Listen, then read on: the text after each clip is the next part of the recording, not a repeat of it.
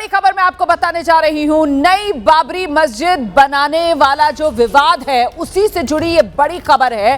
TMC के विधायक हुमायूं कबीर ने ही ये दावा किया था कि वो मुर्शिदाबाद में नई बाबरी की नींव रखेंगे। अब टीएमसी ने मतलब हुमायूं कबीर की पार्टी ने हुमायूं कबीर को निलंबित कर दिया है। हुमायूं कबीर ने नई बाबरी बनाने का ऐलान किया था, मुर्शिदाबाद में इसकी नींव रखने की बात कही थी। टीएमसी की तरफ से एक्शन लिया गया है। हुमायूं कबीर को टीएमसी ने निलंबित कर दिया गया है। तो टीएमसी से हुमायूं कबीर को निलंबित किया गया। विधायक हुमायूं कबीर पर टीएमसी ने बड़ा एक्शन लिया है।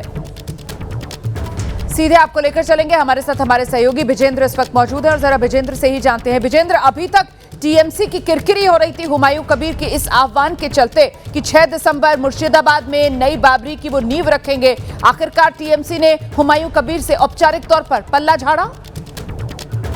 जी हाँ रुमाना, और समय भी वही है जब ममता बनर्जी मुर्शिदाबाद और मालदा जिले के दौरे पे हैं। उस वक्त ये एक्शन लिया गया है टीएमसी की ओर तरफ से।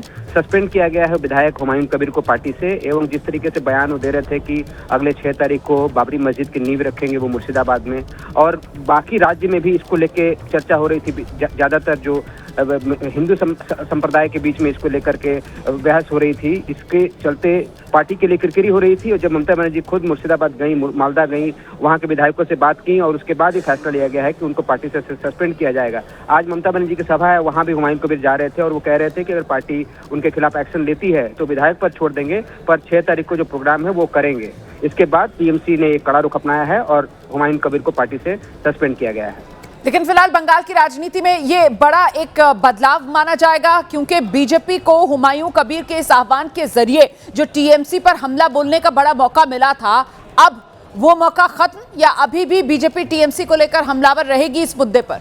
वीरेंद्र, नहीं रोमाना, अभी कुछ देर पहले मैंने समीक भट्टाचार्य जो राज्य बीजेपी के अध्यक्ष है उनसे बात की। वो कह रहे हैं कि वो हमलावर रहेंगे, क्योंकि वो कह रहे हैं कि हुमायूं कबीर एकमात्र बयान दे रहे थे वो नहीं है। वो फिरहाद हकीम का भी बयान ला रहे हैं, जहां पे उन्होंने कहा था कि दावत इस्लाम करनी होगी और बाकी हिंदुओं को इस्लाम धर्म की तरफ लाया जाए। ऐसी बातें उन्होंने जब मेयर हुमायूं कबीर ने कही थी, जब फिरहाद हकीम ने कही थी, तब कोई एक्शन क्यों नहीं लिया गया? जब लोकसभा चुनाव चल रहे थे उस वक्त भी हुमायूं कबीर इस तरीके के बयान दिए थे। अभी एक्शन लिया गया है।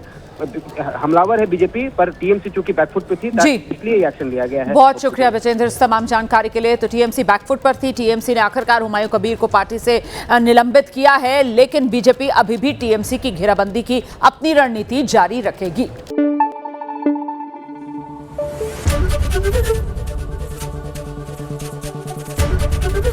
एबीपी न्यूज आपको रखे आगे।